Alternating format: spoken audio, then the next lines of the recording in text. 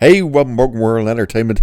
Episode 8 of Starfleet Academy is here. Good God, this show manages to do something that is truly remarkable. It gets worse every episode. That takes talent. It really does.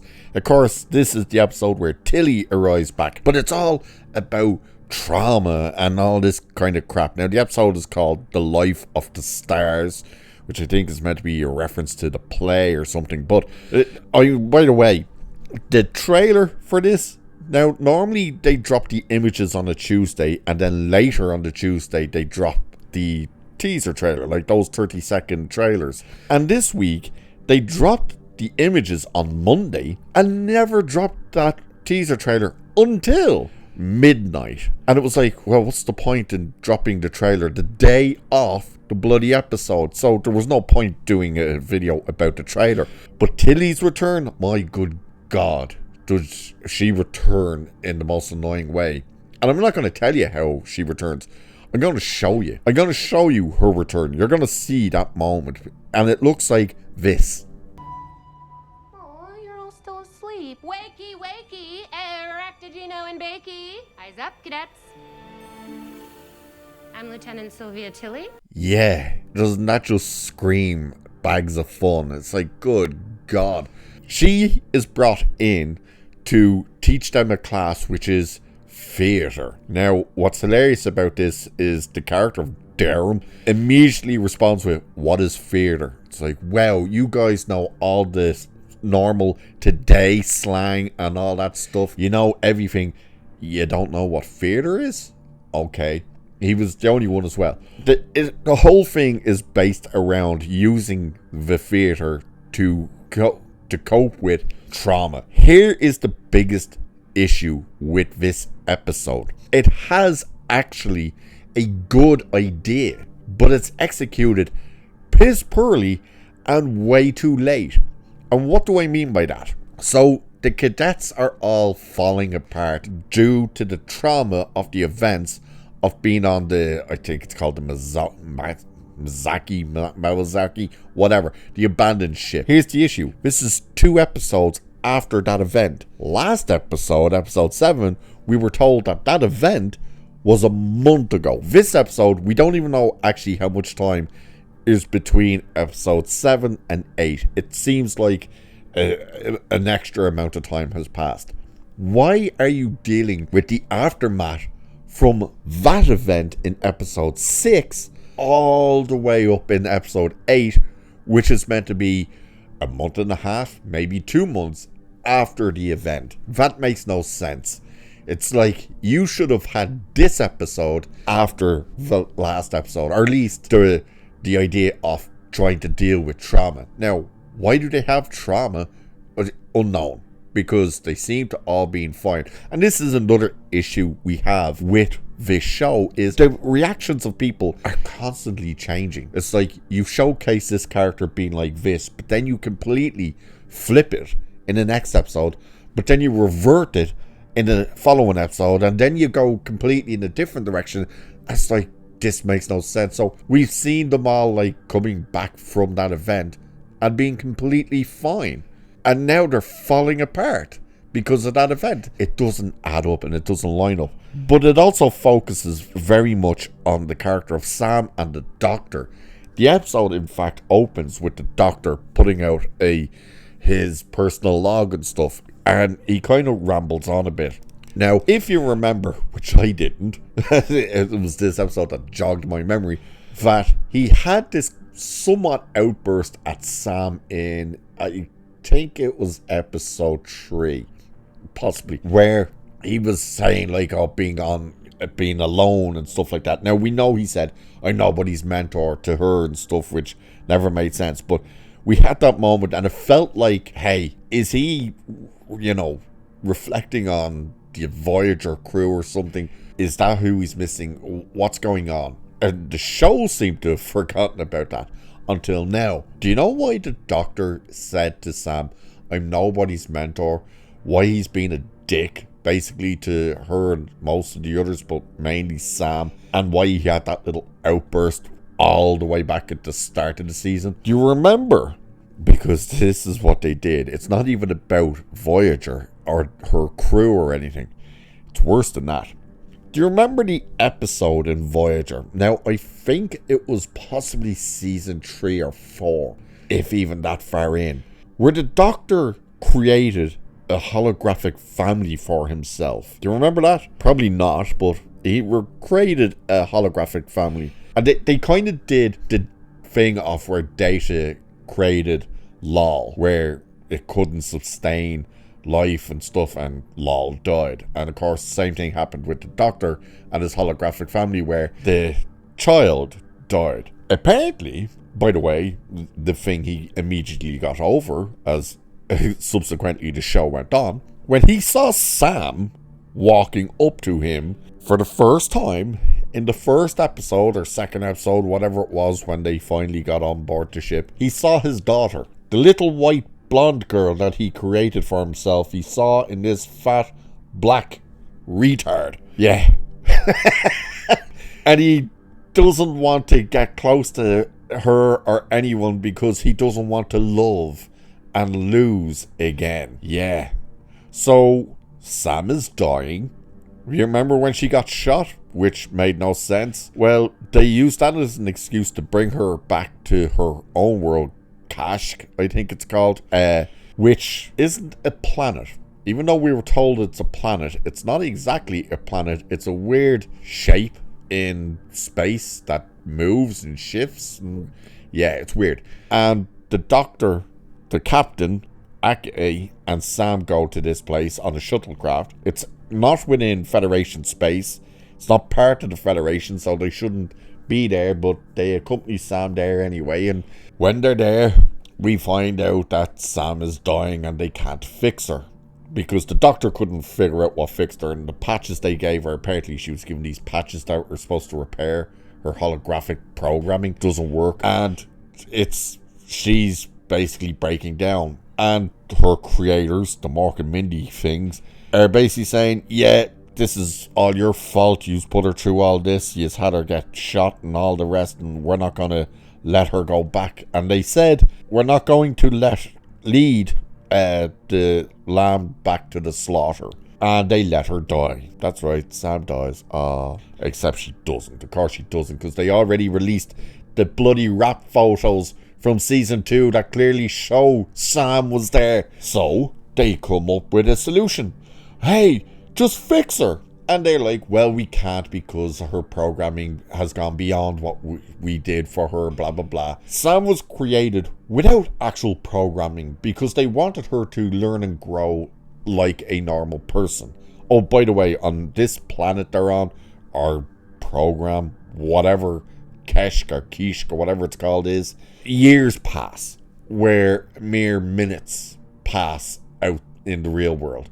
And of course they reference Voyager, which this is what this basically is. It's a rip-off that episode of Voyager, because the Doctor says, Voyager encountered a planet like that, where, you remember, he lived the entire life on the planet, which also was somewhat of a redo of the Inner Light from TNG, where Picard, of course, lived an entire life where he was merely unconscious for 20 minutes. Same thing with the Doctor on that planet, which I do remember that episode, where a lifetime had passed, but for Voyager it was 18 minutes or something. Same thing with this planet. So Kurtzman's just ripping off better Star Trek again. So they find out it wasn't actually what happened to her in our universe and stuff. It's the fact that you never programmed her to cope with trauma. That's right, the hologram apparently can have trauma. And the Doctor breaks down crying. How and why he can cry, don't know, that's never explained. But that is what's happening with Sam. So it's basically the Doctor, when she's going to get somewhat fixed before the whole program thing says, yeah, she's buggered, we can't fix her, she's just gonna have to die, and they say, terminate and stuff. She asked the Doctor to take her hand and hold her hand, and he wouldn't do it. And this is when we learn, after she dies, where he's there, and he explains to her dead body. By the way, why her body is still there if she supposedly terminated makes no sense. You'd think it would just disintegrate, but meh. But Oh, by the way, when they're on this planet, it's all in black and white for some reason. Except when I always think they just meant to look like bloody jellyfishes, but they look like the things from Mark and Mindy more so. They're in colour, but everything else is in black and white, including Captain Ake and stuff. It's like, okay, why would you be in black? It's weird, but that's when the Doctor explains, you know, oh, I had a daughter, you reminded me of me daughter, blah, blah, blah. And Ake comes up with a solution, which is if you program her to have an actual childhood from birth, but she needs a father figure, and the Doctor's like, I don't want it, and then he's like, I'm a coward, and blah, blah, blah. He becomes her father. Yeah, that's right. The Doctor's now her dad, basically. So they reprogram her. This is where it even gets messy, because her creators say she can't be fixed, her memories wouldn't be intact, blah, blah, blah. When they come up with the solution, well, you have to give her a new life, recreate her, but have her have all these experiences, I'll guide her, blah, blah, blah. It's like it'll take a life, well, somewhat of a lifetime. You're 17 years, 18 years on this planet, but it'll only take a couple of weeks out in the real world type thing.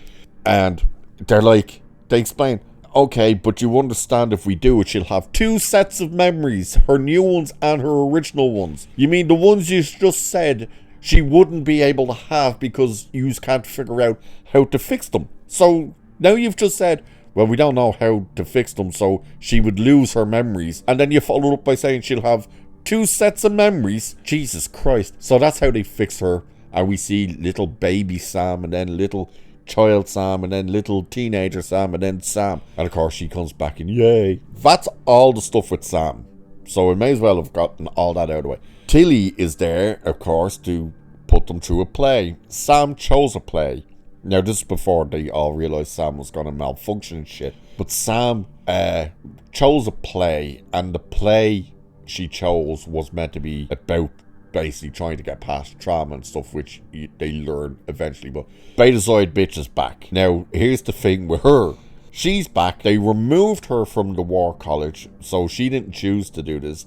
We're told this, that they removed her from the War College. Why? We don't know. They kind of try and explain, but it made no sense. It was just like, they think it would be better for her to be here. Everybody's looking at her like she killed, like, Starfleet officers and stuff. She saved everyone. Like, she actually saved everyone and pretty much put herself on the brink of death. And yet, everybody's looking at her like, oh, there's the weirdo. Ooh, we're meant to be afraid. It's like, why would this be the case? It made absolutely no sense. She doesn't want to be there. She feels alienated for being at Starfleet. She wanted to be in the War College. All this shit. She gets drunk at one stage and tries to make out with Caleb, and then he's kind of, oh, you're drunk. And it's a fucking mess when it comes to her. And they're using the play for them to all get through trauma. So everybody is failing with trauma. By the way, what I said with the preview video about this with the images is Tig Notaro and the Captain's Chair. Is that going to be like a Kobayashi Maru? It doesn't seem to be a Kobayashi Maru test, but it is a test for the cadets to all work together. Remember how in the actual situation of danger in episode 6, the people who were on the bridge actually could figure out how to work all the consoles, everything. They could figure out, hey, if we do this, we could figure this out, blah, blah, blah. They weren't told, hey, cadets off the bridge. So the main group, no, they could figure it all out. Yeah, now they're in an asteroid field, a test simulation of an asteroid field, and none of them can figure out anything. Jaden doesn't know where the controls are.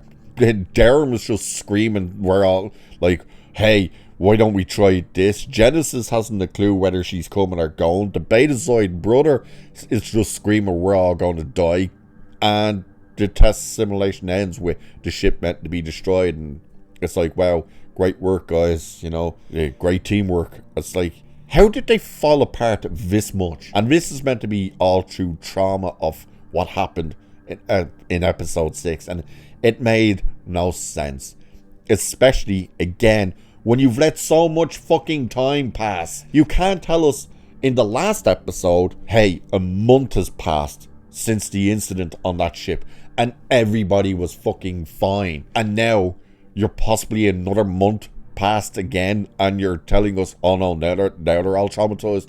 You know, Darren was going around starting to bully people and get, like, trying to get into fights. Jaden, for some reason, has a cold, and it's not explained why, and then he's relieved of being a part of the play, but then he's back at times. It's like, okay.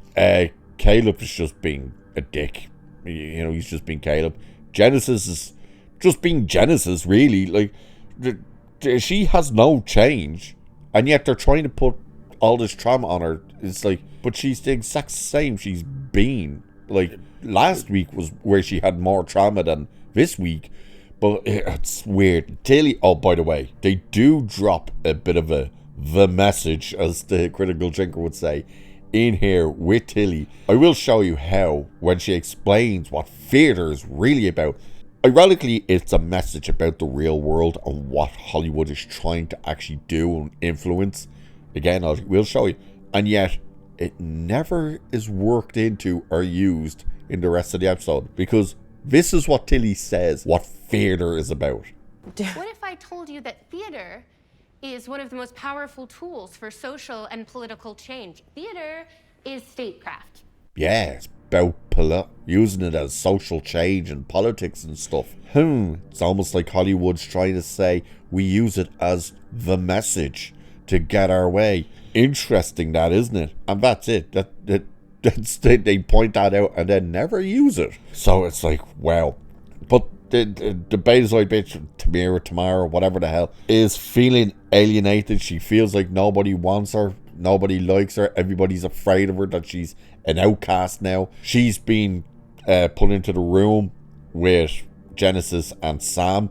Why Sam, by the way, has a bed and needs to sleep, I don't know, but she does. And when she leaves to go back to her planet to get fixed, she leaves to play where she was going to play the lead of, I believe the character was meant to be called Emily, and gives that role to Betazoid bitch because it's meant to be about trauma that this character's man. It's just like, it's done so piss poorly and messy and all over the place. Why people would be looking at her and feeling weird about her being there makes no sense, especially seeing as she saved everyone. She did not kill any Starfleet people. It's not like she did that screaming and inadvertently injured people of her, like her friends or anything. So it makes absolutely no sense why they're all looking at her like she's a Borg, basically, standing there. It was just like, that's stupid. The whole stuff with Sam is ridiculous. She's back. We don't know how much she's changed, but she doesn't seem to have changed when she comes back. It was just a clusterfuck of a mess of an episode. Again, it was something that was a good idea. Okay, these classmates went through this event. They might have trauma from this. We need to deal with that. And yet, not just do you not follow the second episode after that event happens, you wait 2 episodes. We're already told in the episode before this, a month has passed. Now, God knows how much extra time has passed, and now they're dealing with trauma. It's like, it makes no sense. Why would you do it that way? It's absolutely retarded. And why isn't anyone from the War College here? Why isn't the gay boyfriend of Jaden here? What's his name? Kyle? Why isn't he a part of this? Surely he would have trauma. It was his friend who died. It made absolutely no sense the way they've structured this crap. Tilly never even mentions Discovery, which is hilarious. It's like, her and Tig Notaro meet up a couple of times in this episode, and not once do they say, oh, hey, remember that time on Discovery? It's like they're afraid to mention Discovery. And it's almost like they were afraid to promote this episode, because, as I said, the trailer for this didn't drop until midnight. So they dropped the trailer the day off the episode. That means they were afraid of the reaction to this episode. It's an absolute mess of an episode. The Doctor's trauma 800 fucking years later of, hey, do you remember that one episode where I made a holographic family and lost a child? Yeah, all the way back in like season 2, 3, maybe 4 of this Voyager. Like, yeah, he's still holding on to that, and it all came flooding back when he saw Sam. You gotta be shitting me. I can't believe this episode is real. Like, the shit that happens is ridiculous. At one stage, by the way, when the Betazoid bitch gets somewhat rejected by Caleb because, she's pissed. And he's like, look, you're drunk and this isn't you. And she snaps at him and she goes back to the quarters where Genesis is. And I swear to Christ, I thought they were about to les out. It seemed like they were about to les out. And she even says to Genesis, yeah, you are so nice and stuff. It's no wonder Caleb really likes you. And then Genesis, oh no, we're just friends. And like, they're trying to make it almost like there was tension between Genesis and this girl. And there's not. They're instantly buddies. And yeah, it's another horrendous episode. We've 2 weeks left of this crap. This is, by the way, is the one and only episode with Tilly, and it does seem like she may be back in the second season, because she does, like, they're like, oh, you gotta come back really soon. She's like, oh, absolutely. And it's like, okay, again, this character was the first announced for this show, and we're told in a recurring role, and she has this one episode. Yeah, what a mess and what a joke. So they try and deal with trauma 2 weeks after an episode where the event happened that takes place now possibly 2 months after the events. Yeah, great idea, guys. You fucking morons. So anyway, that's episode 8. 2 left to go. Too many, if you ask me. So with that, I shall leave it there for this one. So do like, share, subscribe, all that good stuff. Cheers, and I'll catch you in the next one.